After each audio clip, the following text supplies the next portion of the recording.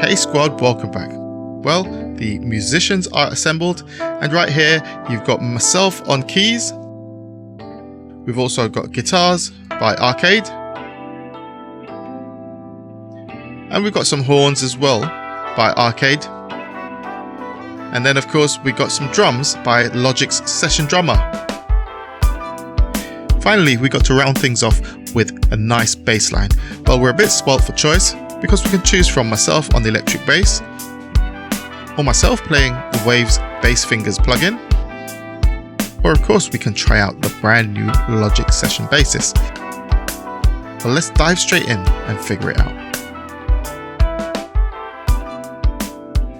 Okay, so before we dive into this one, if you haven't already watched it, make sure you check out my previous video on the Logic Pro Session Drummer, the brand new Logic Pro drummer in Logic Pro 11.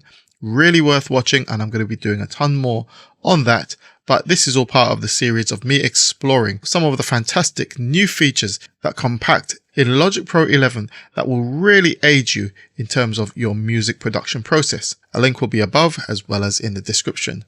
Okay, so today's video is all about exploring the brand new Logic Pro Session Bassist, and it follows the same principle as the Logic Pro Drummer, which is a fantastic, intuitive, virtual musician. Now, in order to work out how good this thing is, we need a point of reference, and that's why I've created two other bass parts, which I'm going to play to you now. First, me playing electric bass over this simple 8-bar arrangement, and then I'm going to swap over onto the keyboard and give you a MIDI version of an electric bass using the fantastic Waves Bass Fingers plugin. After you've heard those, then we'll get a feel of how a bass player might approach a production such as this, and then see what Logic comes up with in terms of the session basis.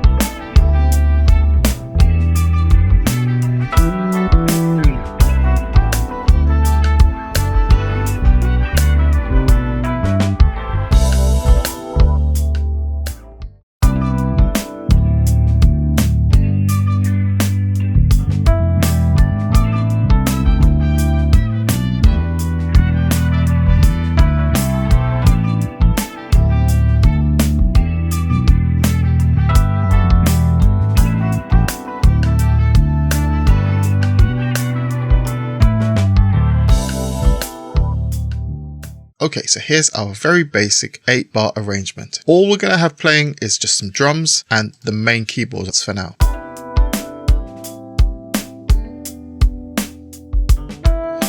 Now, to insert any of the session players, we click here and we can choose from our session players right here. We've got the drummer, the bass player, and the keyboard player, which we'll cover in an upcoming video. Now, over here is where you choose your bass player style, and we've got a whole range to choose from. But for this piece, I'm just going to choose Modern Motown, and we're going to click Create. Now, here we see the new interface, which is similar in layout to the new Logic Drummer. Now, I'll tell you this from the jump. In order for you to get the most out of this great virtual bass player, you will need to have some basic music theory knowledge in terms of your ability to identify chords and create chord progressions that the bass player will follow. Now, if you notice up here, we've got some chords right at the very top: C, D minor, C, D minor, C, D minor, and so on. If we click this drop down to reveal the global tracks, we'll see the global tracks right here, and at the top we've got chord. Now, I want to hide these tempo, signature, and mark, so I'm going to right click and I'm going to deselect each of these. So all I'm displaying right now is the chord track at the very top, because that's all I'm concerned about. Have a listen.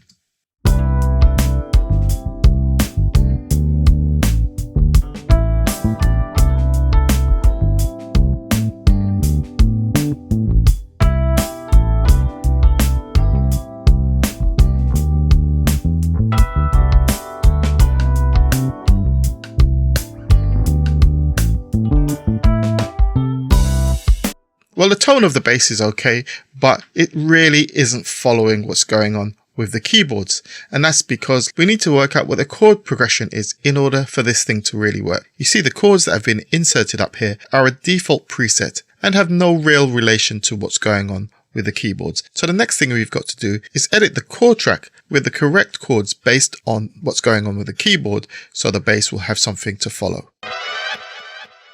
So just as a heads up, I'm going to be doing a much deeper dive into the new Logic Session bass player in an upcoming video, and that will be a much longer video which I'll have on my Patreon. Today we're just going to be doing a general overview and mainly focusing on editing the chord chart and making sure our bass line has something solid to work with.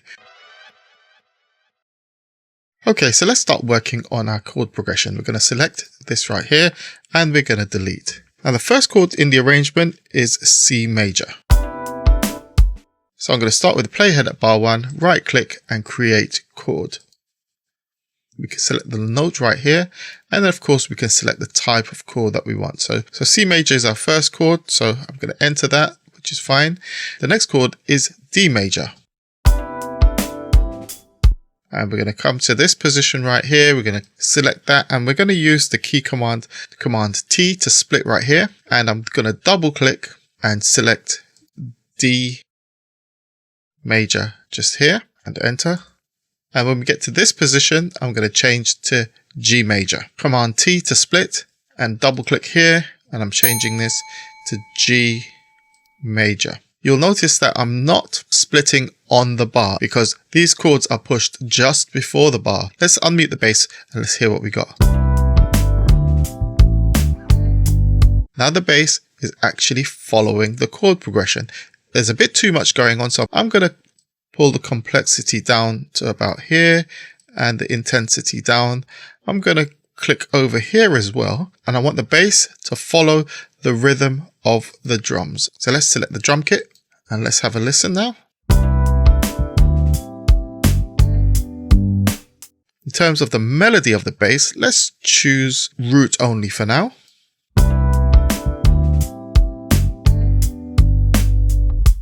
So let's set the phrasing to long. Let's have a quick listen.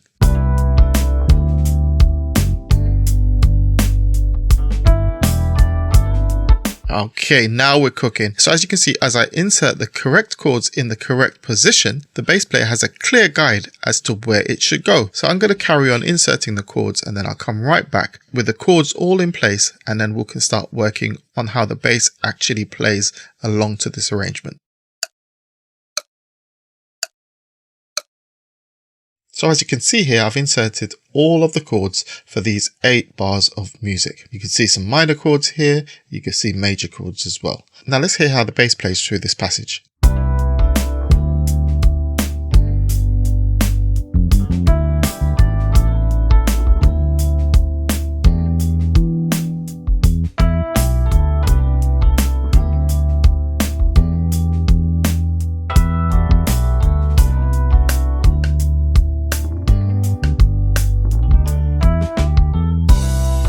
So much better. Now there's a whole lot more that we can do with this, but we just don't have the time in this video. However, here are a few highlights. You can come up here to preset and choose from this variation of playing styles that will kind of fit the modern Motown style. You can also come over here and play with the different variations of rhythm. We can adjust the complexity and intensity as we know. We can also decide what type of melodic structure the bass player follows and how much in terms of octaves the bass player can use.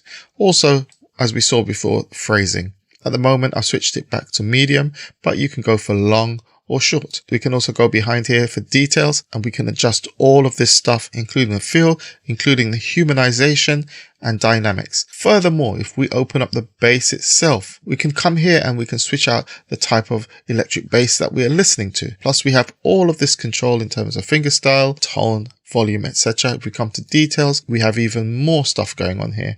In fact, I want to pull down the string noise a bit because there's a bit of a drag on the string, which I didn't quite like.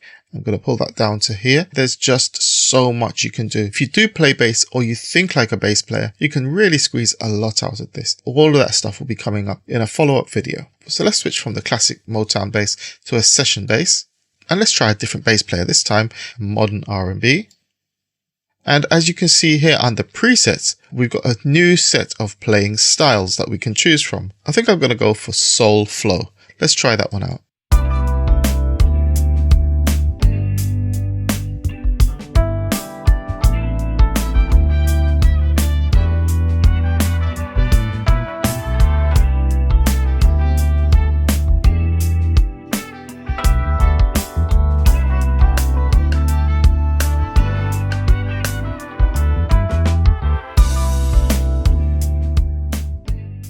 So once again, it's up to you to go in and do as much variation as you like. But hopefully this has given you a basic overview as to how to get started with this amazing tool. And working in conjunction with the Logic Drummer, we can definitely come up with some really cool arrangements. Now, if I've brought you value in this video, don't forget to give it a like, subscribe to the channel, and leave me a comment. It's always great hearing from you. I'm definitely going to be back with another one of the Logic session players, and this time it will be the keyboard player. Like I said, watch out for notifications for the deep dive on the session bassist. Until next time, I'm Deuce. I'm out.